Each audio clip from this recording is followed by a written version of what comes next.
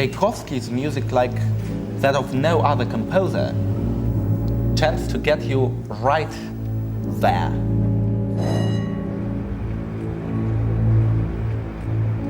His music is himself, and the only key is just to understand his character. I think he wrote about his life.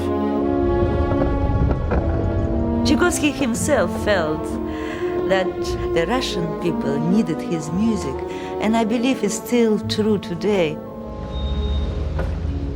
I set out to write a book on Tchaikovsky, a single volume to take 4 years. It ended as 4 volumes taking 16. I simply hadn't realized just how great a composer he was. It's time we change our perception of Tchaikovsky from gay mad Russian on the verge of nervous breakdown and put the record straight. Я с детства люблю музыку Чайковского. Здесь, в центре города, очень много мест связано с именем Петра Ильича Чайковского. К сожалению, близко трамвай не проходит там.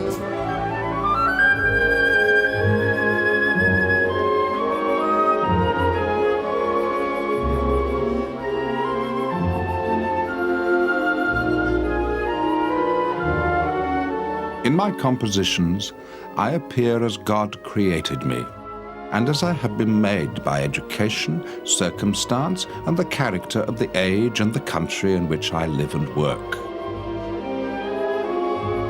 I have never once betrayed myself. As for whether I compose well or badly, let others judge.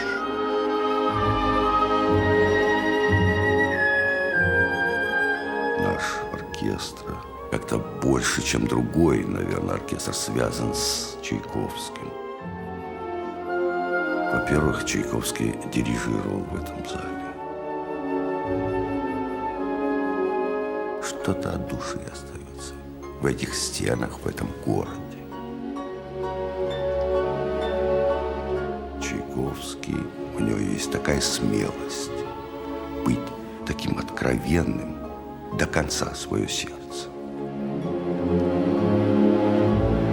Если мы будем говорить о Бетховене, Бетховен ведь не беседует лично со мной. Бетховен всегда беседует с человечеством. А Чайковский не разговаривает с человечеством, со всем человечеством. Он не хочет изменить мир. Он хочет разговаривать с каждым отдельно в зале.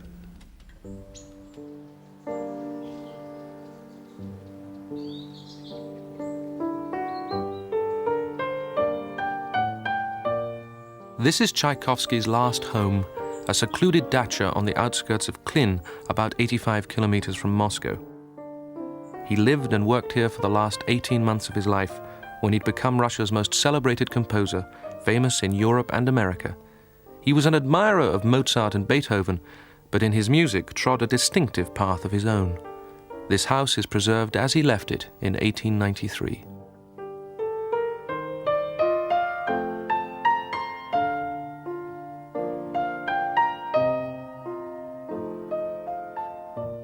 I always dreamed to play on Tchaikovsky's piano. The very essence of his piano music, it's very intimate, very personal. And of course, the touch of his piano brings you closer to the soul of the composer. This piece, Barcarola, part of the cycle Seasons, it's what Russian children play when they start to play piano. It's rather close to the romances which people played at home, because music in 19th century in Russia was basically home music making. And that's probably what Tchaikovsky heard when he was a child.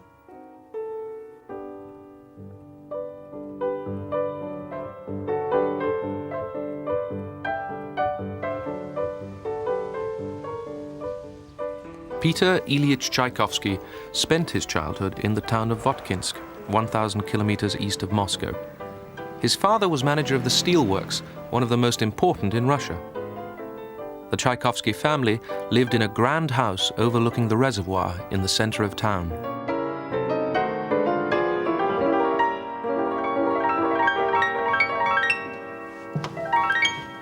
Родители Чайковского были очень гостеприимными людьми, и поэтому неудивительно, что этот дом очень быстро сделался центром, где собиралась вся воткинская интеллигенция. Родители Чайковского были людьми очень музыкальными, и этот дом сделался музыкальным центром интеллигенции Воткинска. Илья Петрович Чайковский очень недурно играл на флейте. Александра Андреевна очень часто пела романсы.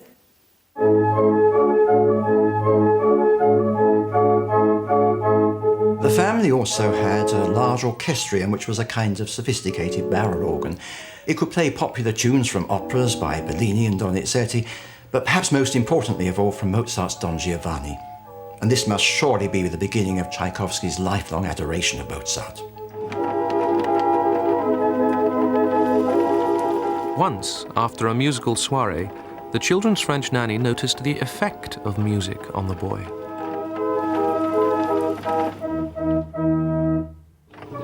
The Tchaikovskys had guests, and a whole evening was spent in musical entertainments. Peter became so tired that he went upstairs earlier than usual. When I went to the nursery sometime later, he was weeping.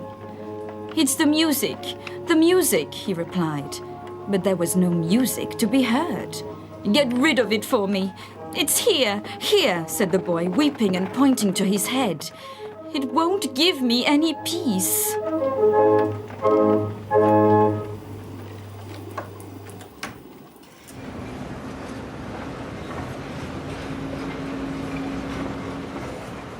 Сейчас мы проезжаем начало реки Фонтанки, где в училище правоведения учился Петр Ильич Чайковский.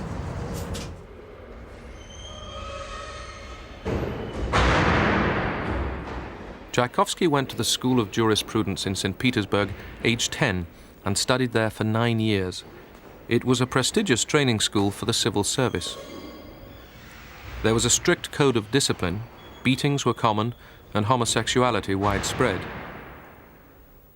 As a schoolboy, he had already started writing music. Я держу в руках самую первую сохранившуюся рукопись Чайковского. Романс «Мой гений, мой ангел, мой друг», который написал Чайковский в возрасте 17 или 18 лет.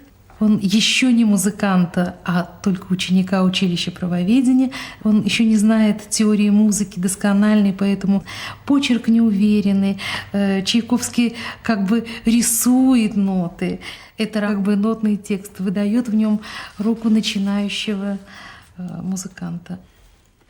Aged 22, Tchaikovsky decided to give up his civil service career and enroll with the first students at the new Conservatoire of Music in 1862.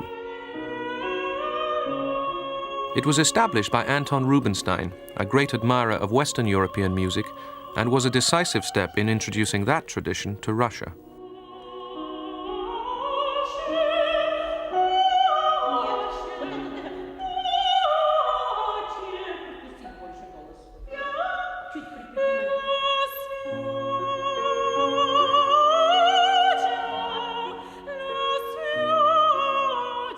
It's important to remember that the Russian musical tradition was at this time still in its infancy.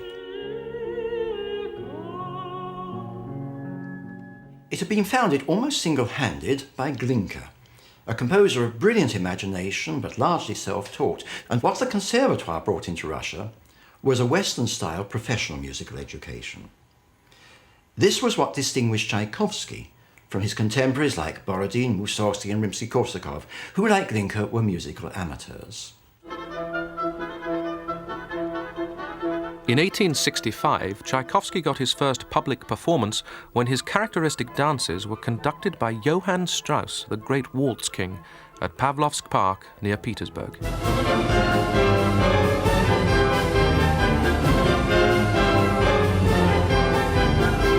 Strauss's concerts were expressly designed to lure people to Pavlovsk on Russia's first railway, which had been constructed in 1837.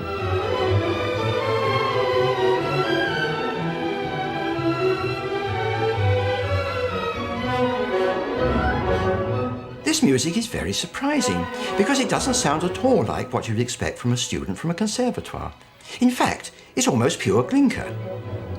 There's the orchestration, so clear and transparent.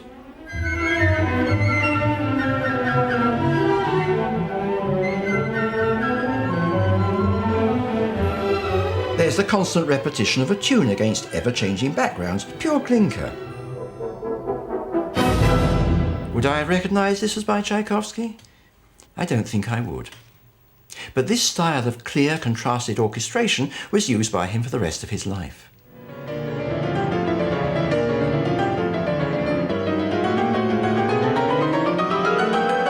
Immediately after graduating from the Petersburg Conservatoire, Tchaikovsky was given a post teaching theory of music at the newly established Moscow Conservatoire in 1866. The conservatoire was founded by conductor and pianist Nikolai Rubinstein, the brother of Anton Rubinstein in Petersburg. It has been known as the Tchaikovsky Conservatoire since the composer's centenary in 1940.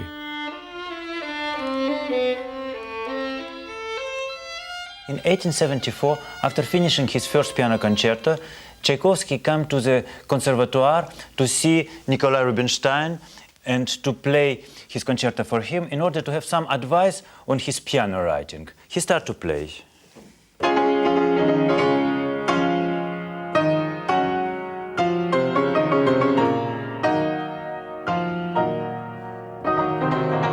I played the first movement. Not a single word. Not a single comment. If only you could have known how foolish, how intolerable is the position of a man who offers his friend food he has prepared, and his friend eats it and says nothing.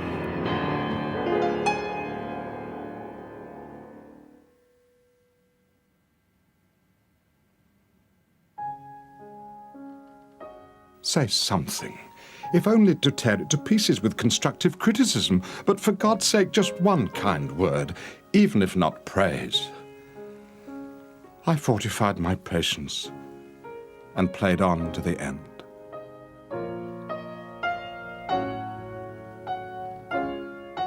After long silence, Rubinstein started to criticize very strongly whole concerto. He found concerto completely worthless and proposed to Tchaikovsky change many things in concerto.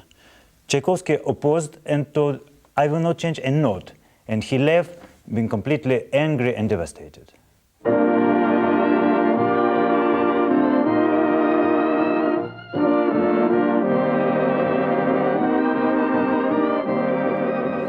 With a performance from Rubinstein looking very unlikely, Tchaikovsky dedicated the concerto to the German pianist Hans von Bülow. Bülow was delighted and took the piece on his American tour and premiered it on October 25, 1875, here in Boston.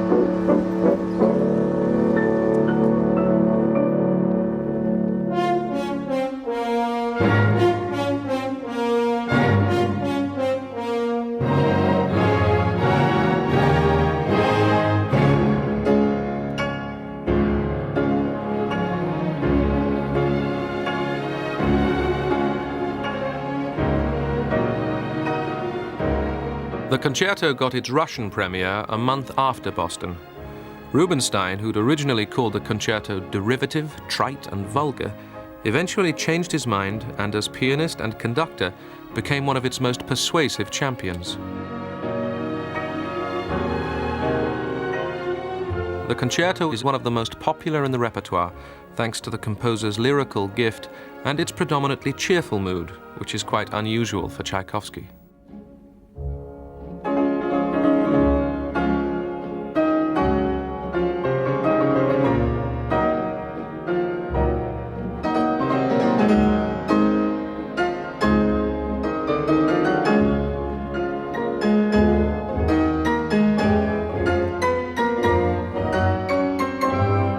Tchaikovsky used quite a traditional piano writing of his fellow composers of the time, like Liszt and Schumann. But what makes it really unmistakable, it's his use of the melody and his use of composition. For example, he starts with one of his unmistakable Tchaikovsky lyrical melody like that.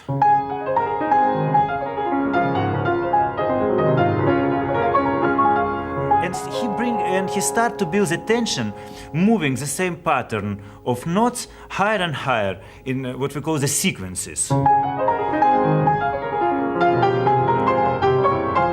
higher.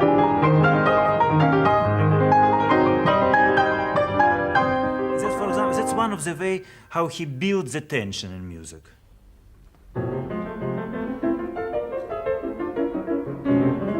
One of the things I find interesting in Tchaikovsky writing is rhythmical side of his work. For example, he constantly changed the accents.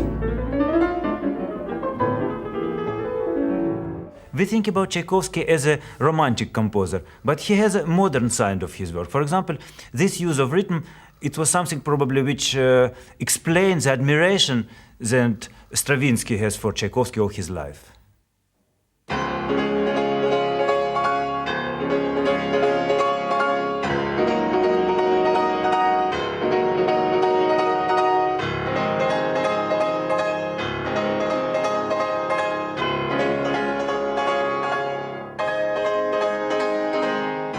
I often use Tchaikovsky's first piano concerto for testing pianos because the opening chords of it are excellent to see how big the sound of the piano is.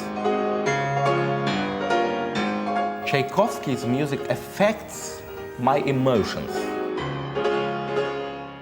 Well, of course, we all know that emotions can be a dangerous thing. I don't think anybody will deny that we Homo sapiens have to be guided by reason. But on the other hand, sometimes there are situations when, if we are to act rightly, we need to listen to what our hearts are telling us. Who knows, maybe this is why Tchaikovsky's music is so dear to us.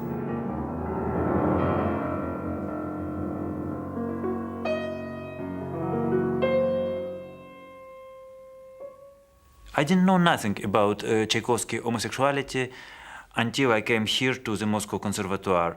And even here, it was considered like kind of shameful secret.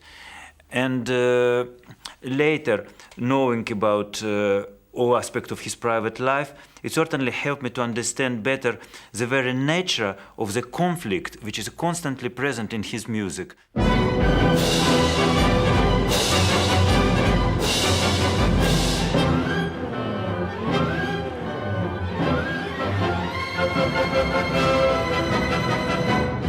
So often with Tchaikovsky there is the connection between his life and his music. Tchaikovsky's brother Modest Tchaikovsky wrote in his autobiography that without recognition of Tchaikovsky's homosexuality, the music of Romeo and Juliet isn't really understandable.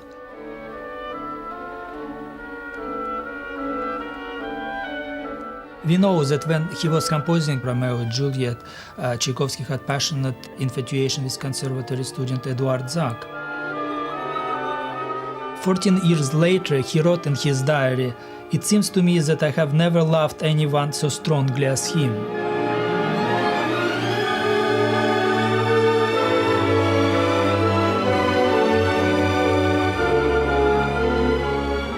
I find it interesting because I'm a gay man. I don't think it alters one's feelings and responses. I don't think it means different things are stirred within one. Genius is a universal thing. Art is beyond, though it embraces, it goes beyond sexuality.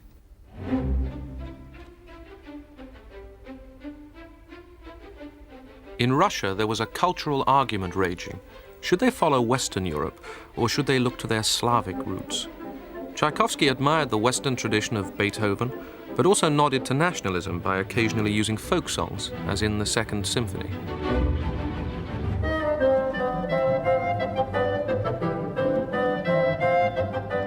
Мне кажется, что когда Чайковский хочет быть очень народным и берет материал цитаты народной музыки, мне не кажется, что это самое удачное в его музыке.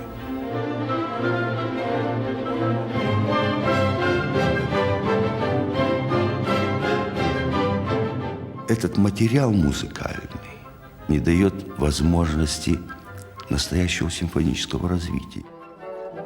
Это бесконечное повторение этого материала без развития не становится убедительным, даже у Чайковского.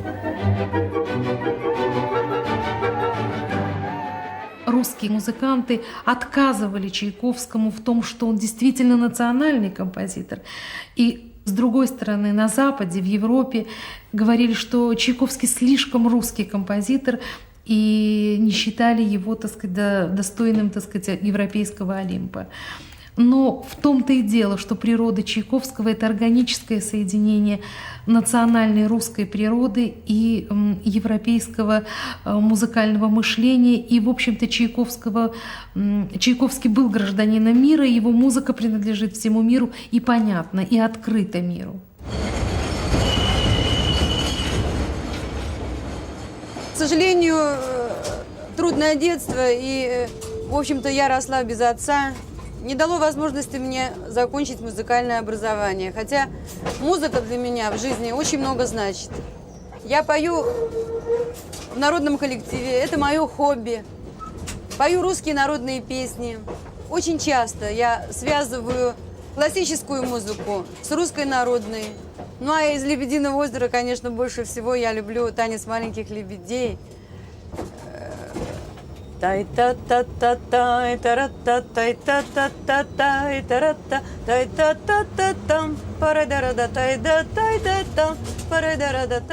was the Bolshoi Theatre in Moscow that commissioned Swan Lake in 1875, but it was here, at the Imperial Ballet School in St. Petersburg, that Tchaikovsky did his most important work. It's hard to believe that Swan Lake, perhaps the most famous ballet ever created, was a failure when it's first produced in Moscow. But what has surprised me, that is critics who at that time wrote that Tchaikovsky's music is monotonous and boring. For me as a ballerina, it's just the opposite. His music is sublime, it's fulfilling, and serene, and everything.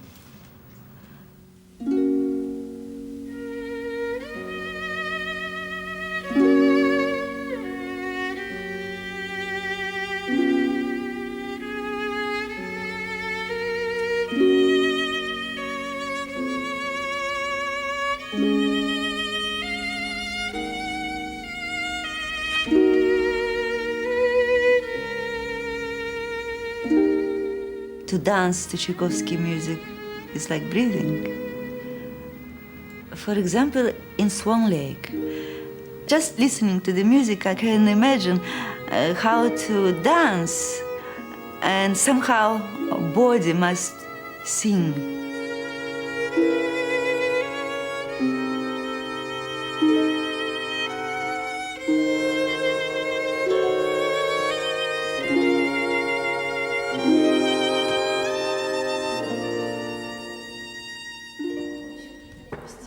Пяточки вперед, плечики вниз, желудки проглотили, все подтянули. Swan Lake only triumphed when it was re-choreographed after Tchaikovsky's death by Marius Petipa and Liev Ivanov. Tchaikovsky's work with Petipa had transformed ballet from a decorative art to an expressive and dramatic one. The first collaboration between Tchaikovsky and Marius Petipa was ballet The Sleeping Beauty.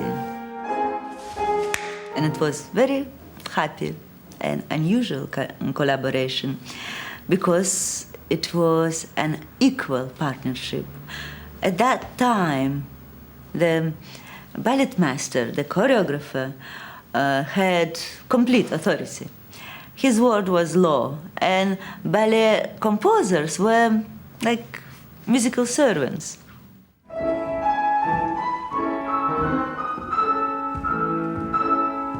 Tchaikovsky remember his failure in Moscow, in Swan Lake, and for this time he required very detailed instructions from Petipa, right down to the number of bars for solo or pas de deux. And Petipa, for the first time, he's really willing to adjust his ideas, to accommodate Tchaikovsky. And the result was a masterpiece. In Tchaikovsky's time, it was the Imperial Theatre, the Mariinsky, more recently known as the Kirov, that commissioned ballet and opera performances. And Tchaikovsky wrote a great deal for the stage, 3 ballets and 10 operas. Направо от нас Мариинский театр. Здесь произошло мое знакомство с Петром Ильичем Чайковским. Здесь замечательные спектакли проводятся. «Лебединое озеро», «Иоланта», Евгений Онегин. Это счастье попасть в такой большой красивый театр.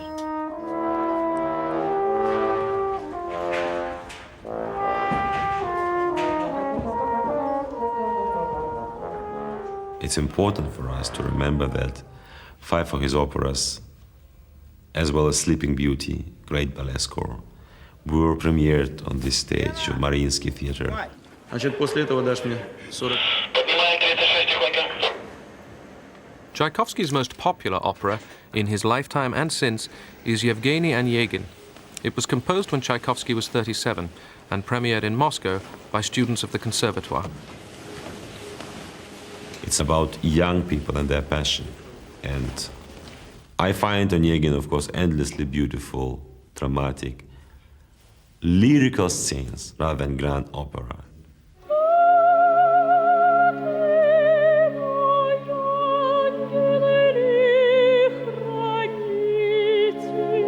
Yevgeny Onegin is based on a poem by Alexander Pushkin, one of the classics of Russian literature. Tatiana, a young girl in the provinces, is overwhelmed by Onegin visiting from Petersburg and confesses her love for him in a letter. He rejects her.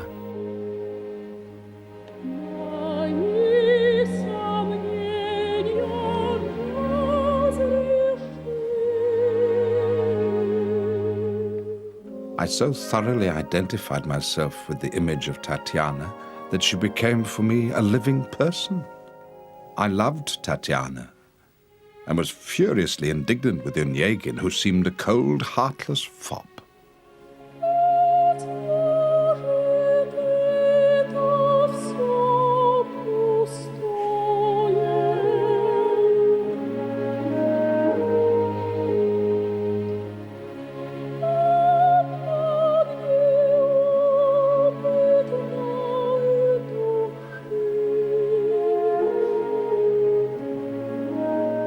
That central phrase of Tatiana's,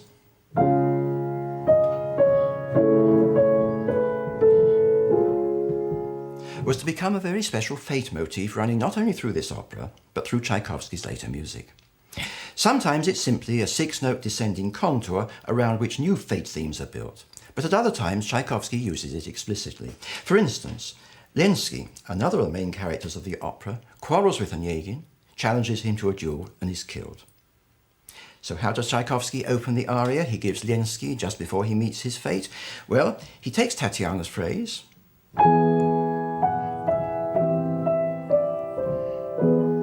turns it into the minor key,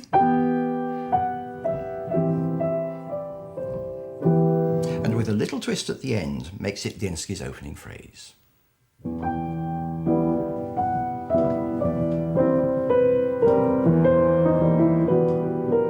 In 1877, 2 women came into Tchaikovsky's life. First, he got a letter from a wealthy widow, Nadezhda von Meck. She had been overwhelmed by hearing his music and requested a photograph. I want to search your face for clues as to those sources of inspiration, those feelings which inspire you to compose music, which transports me into a realm of sensations, aspirations, and desires that life itself can never satisfy. There was a time when I was desperate to meet you.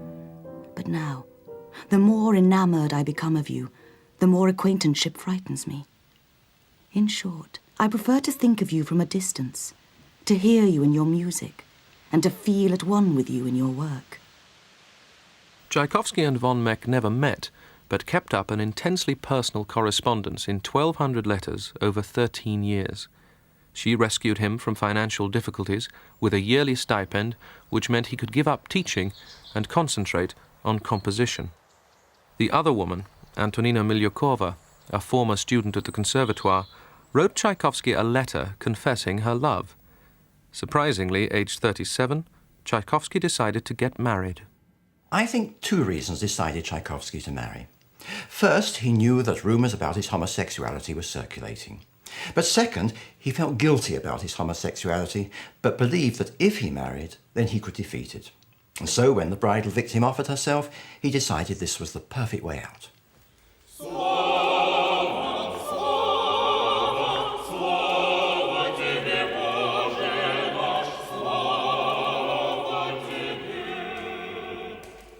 Чайковский не хотел привлекать широкого внимания к факту своей женитьбы.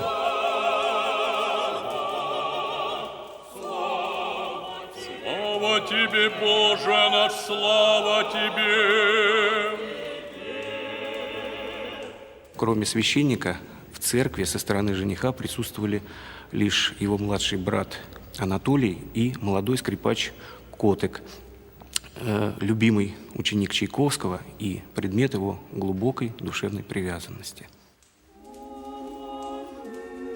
Венчается раб Божий Петр, рабе Божией Антонине, во имя Отца и Сына и Святаго Духа.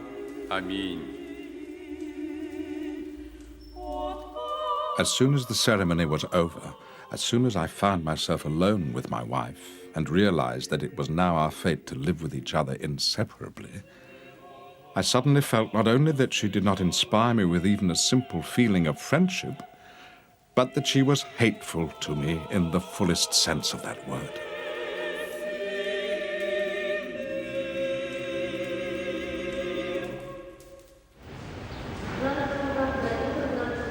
For their brief honeymoon, Tchaikovsky and Antonina took the train to St. Petersburg, but things never improved. He referred to her as the reptile. The couple separated after 3 months, and even during that period spent barely 4 weeks together. Ironically, though, the effect of this emotional turmoil was one of the richest creative periods in Tchaikovsky's life.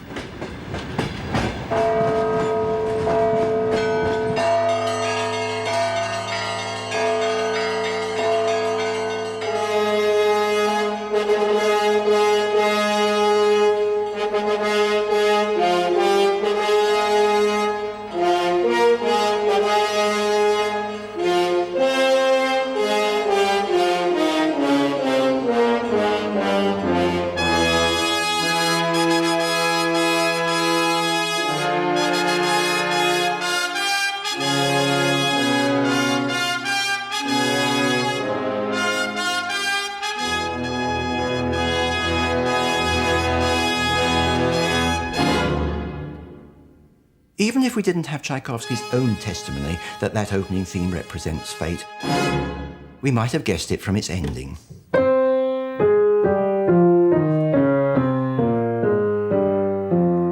A descending scale, which in Tchaikovsky's music so often represents this fateful force which he believed controlled his whole destiny.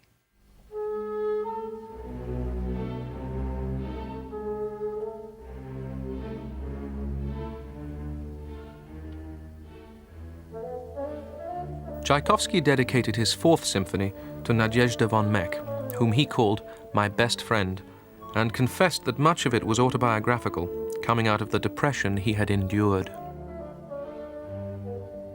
Хорошо, хорошо, хорошо. Но только играть как в форшлаге. Не парам-парам-парам-парам, нет, парам-парам-парам-парам-парам. Так. У Сибелиуса есть грустный вальс, называется, да? У Чайковского есть вот это. Это вальс о том, что было. О том, что он с сожалением вспоминает. Парам-парам-парам-парам-парам. Парам-парам.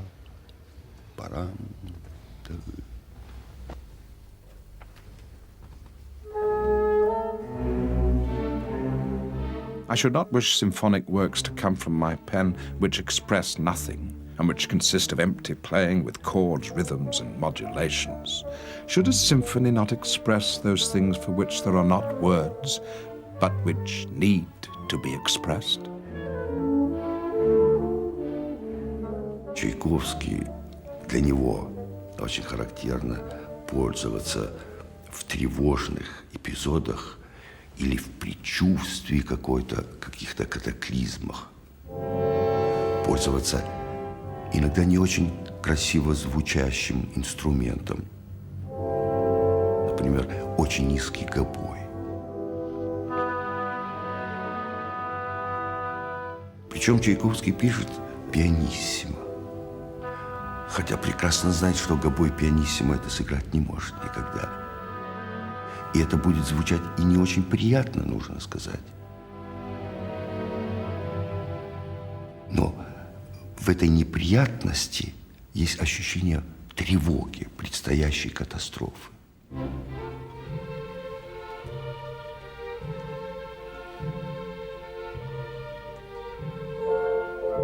Tchaikovsky was simply well educated in orchestration.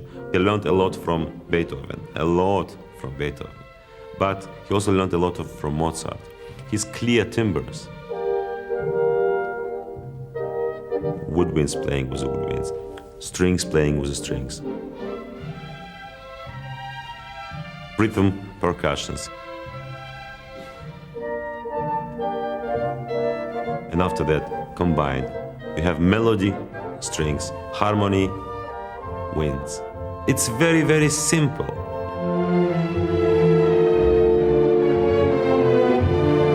I have to say, some critics will say, Tchaikovsky, well, it's not such a serious composer. Well, of course, it's popular, but it's not first hand, it's not first class. I can only say, when there will be one critic who will become as big as Tchaikovsky, I will continue the discussion. After the fiasco of his marriage, Tchaikovsky spent 6 months abroad, where he finished his violin concerto in 1878. Like many of Tchaikovsky's works, the concerto got off to a bad start with an appalling review in Vienna, but has since become one of his most popular pieces.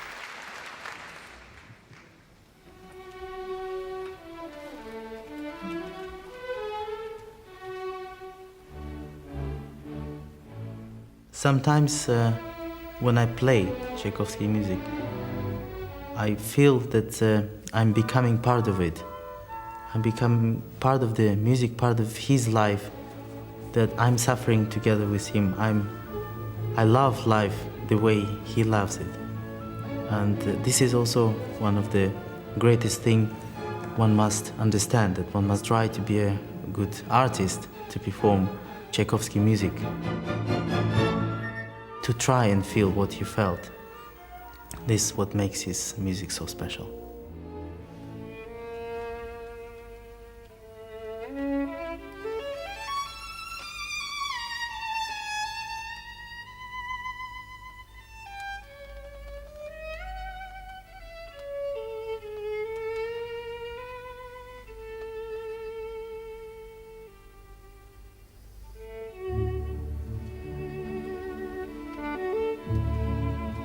The concerto was dedicated to the Hungarian virtuoso Leopold Auer, who declared it unplayable. But it was inspired by the 23-year-old violinist Józef Kotek, who had been present at Tchaikovsky's wedding.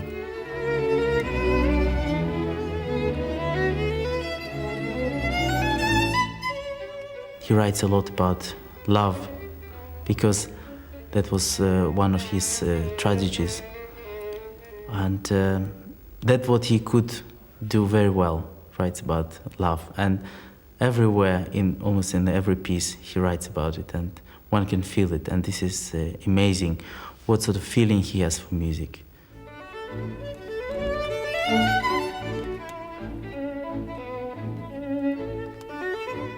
I always liked him, and have several times fallen in love with him a little.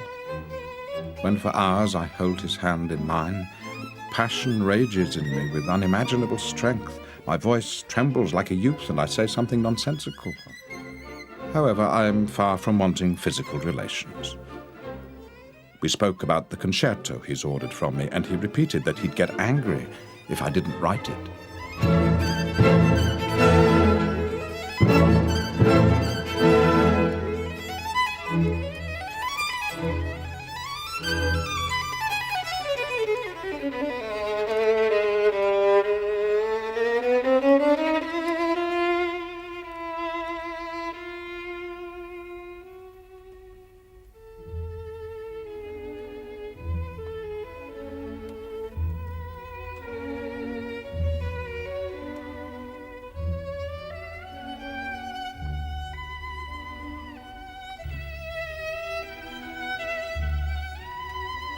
Tchaikovsky himself admitted that after the Fourth Symphony, something new has opened in his heart.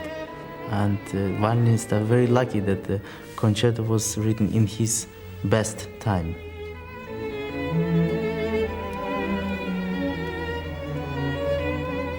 I think he did something very new and quite revolutionary. He used everything. He used fantastic resources of the violin. I don't think he's missed any note on the fingerboard. This was that may be why it also created so many problems for the violinist at his time.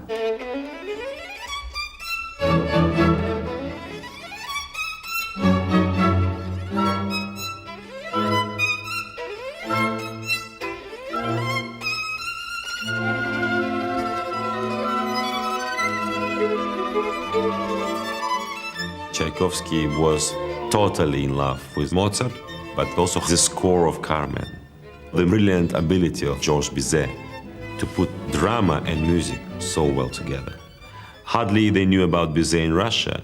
Tchaikovsky was already modeling for himself Carmen.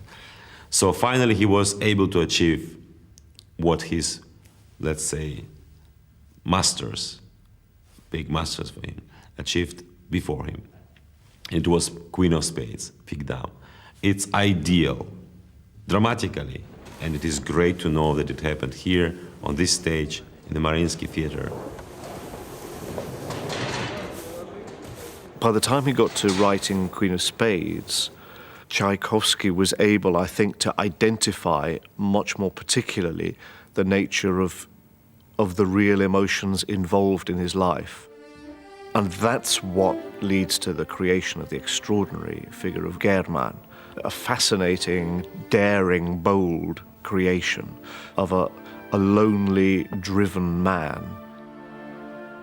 What he confesses to his friend Tomsky is this extraordinary, wildly driven, passionate love for a woman whose name he doesn't know, and as he says in this aria, whose name he doesn't even want to know.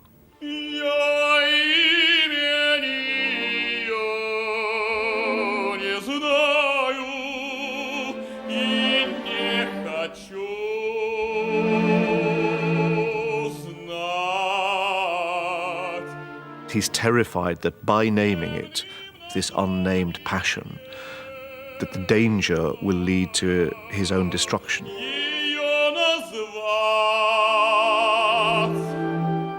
It's a very small step from thinking like that to understanding this to be identified with his own homosexuality and with his own coming to terms with that burden, I think it would be for him, and with how to find a fulfillment to that. But that's why I think that emotionally it's so much more searing, darker, but infinitely more personal than the creation of Tatiana, which next to German I think is a conventional and romanticized figure next to a dark, acute, almost Dostoevskian portrait. A little-known piece full of Dostoevskian passion is the symphonic ballad The Voyevoda. It's linked to one of the most devastating blows of Tchaikovsky's life. In 1890, he suddenly received a letter from Nadezhda von Meck telling him of financial difficulties and, most hurtful, that she wanted their correspondence to end.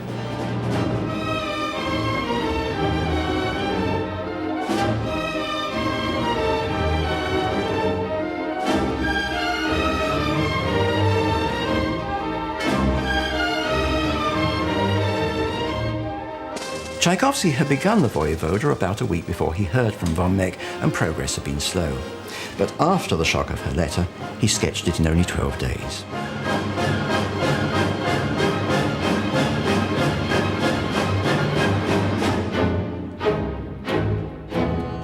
The Voyevoda is based upon a ballad by Pushkin about a man betrayed by his wife. And I find it hard not to hear in some of this music the effect upon Tchaikovsky himself of this betrayal by his most beloved and most trusted friend. It's some of the most ferocious and dissonant music he ever wrote.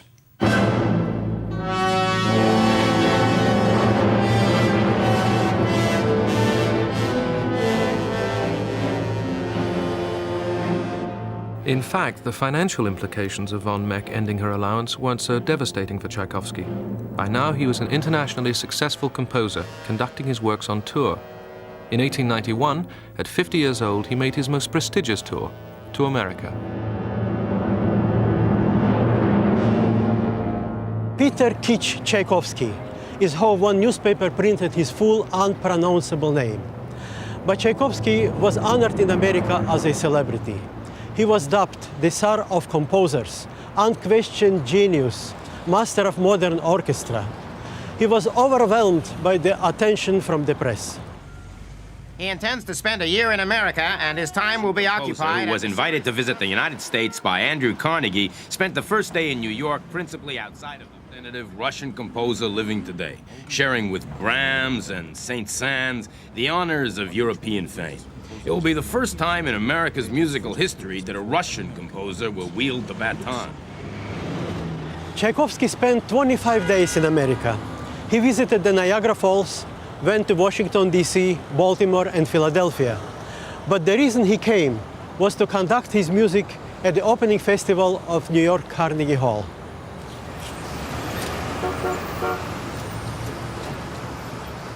Everyone here pampers, honors, and entertains me.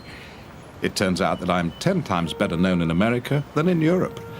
Works of mine that are still unknown in Moscow are performed here several times a season. I'm far more a big shot here than in Russia. Is it not curious?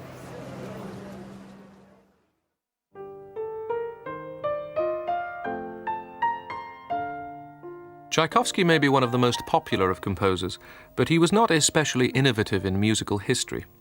All the same, his achievement in ballet music was hugely influential on Stravinsky. Tchaikovsky's last symphony, the Pathétique, is the supreme example of cathartic melancholy combined with a revolutionary structure. The emotional power of his work influenced Puccini, and the structural innovation, particularly ending with a powerful slow movement, was taken up by Mahler. Tchaikovsky dedicated the symphony to his nephew Bob Davidoff, to whom Tchaikovsky had become a sort of father figure. He confessed publicly that the symphony had a specific subject, but wouldn't reveal it. "Let them guess," he said.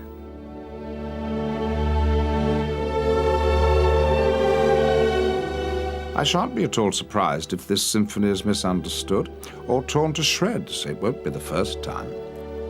But I definitely consider it the best, and in particular the most sincere of all my works. I love it, as I have never loved any other of my musical creations.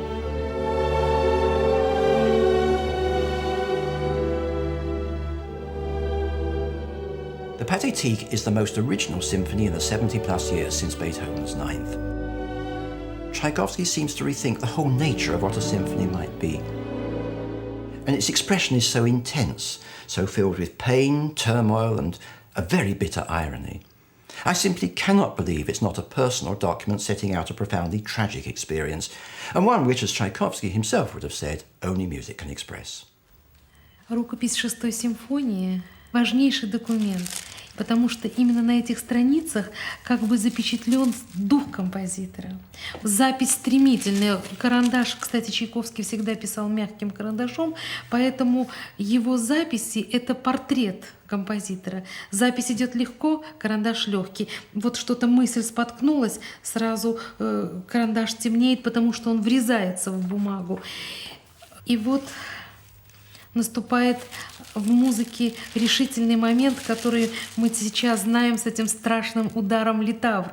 Это такое напряженное, страшное место, а Чайковский выписывает его легко, потому что оно уже звучало. Этот слом, этот срыв, этот важнейший драматургический момент для Чайковского был ясен заранее.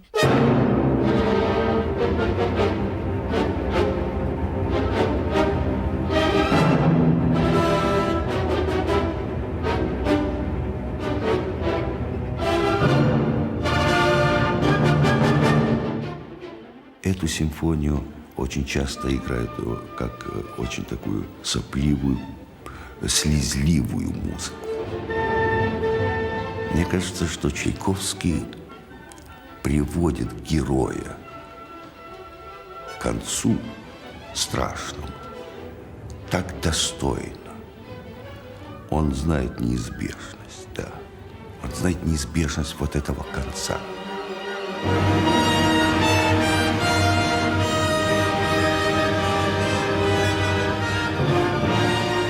Вы вдруг услышите у тромбонов цитату молитвы, отпевания со святыми упокой.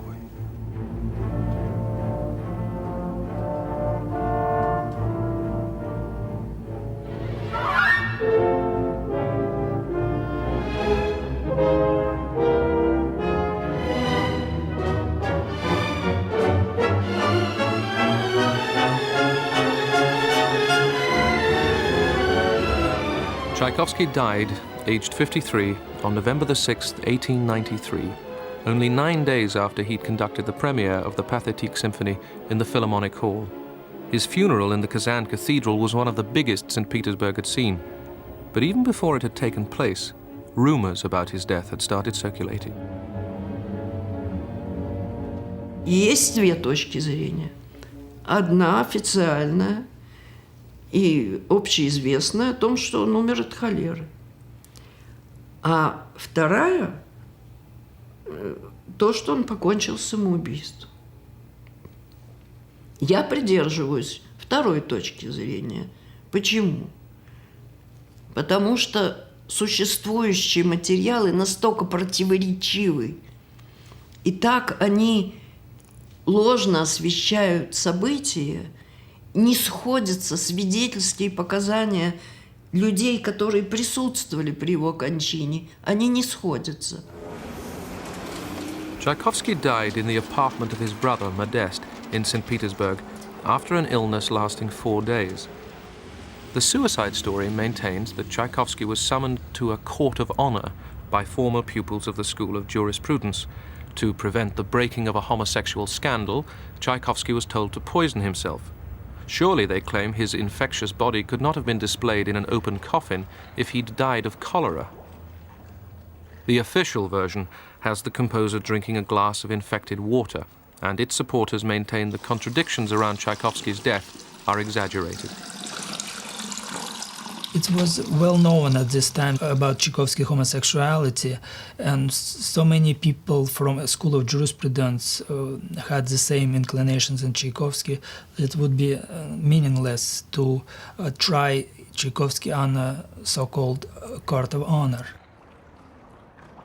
Я должен сознаться, что начинал свою исследовательскую деятельность почти 100% уверенным в том, что Тчайковский покончил жизнь самоубийством. Но Тчайковский умер, как показывают свидетельства и близких, и документы, от последствий холеры. В данном случае это была уремия, задержка мочи в организме. Поэтому нахождение тела Тчайковского в открытом гробу не может вызывать удивления, поскольку холера была побеждена 3 днями раньше.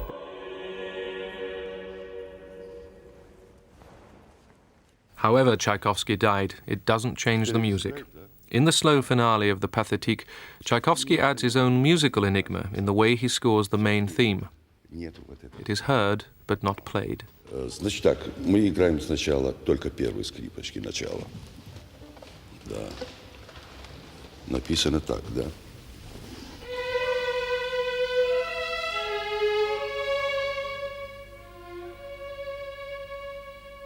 Да. Никто не догадается, что это 6-я симфония начала, правда? Или, например, вторые скрипки играют.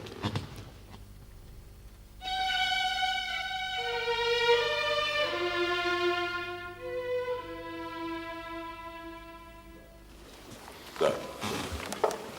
Вот это вы видите, когда смотрите партитуру. А то, что вы слышите, совсем другое. Вместе вы услышите эту мелодию.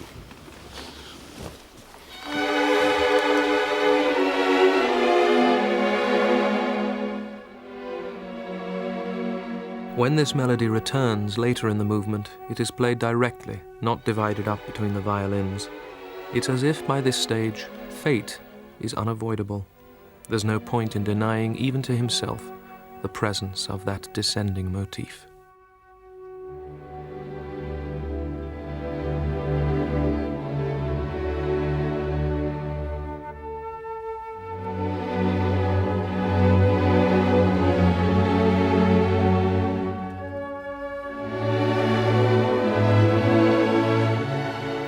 Даже не задумываясь, он построил мелодию таким образом, что она как бы сходит в могилу. Мелодия у него идет сверху вниз, что, в общем, очень, очень важно, наверное, потому что вообще в старину, когда оповещали о смерти кого-либо, тогда колокола били с высокой нотой, ниже, ниже. Это означало, кому-то передавали трагическую новость. И вся симфония, она так и сконструирована. Вниз.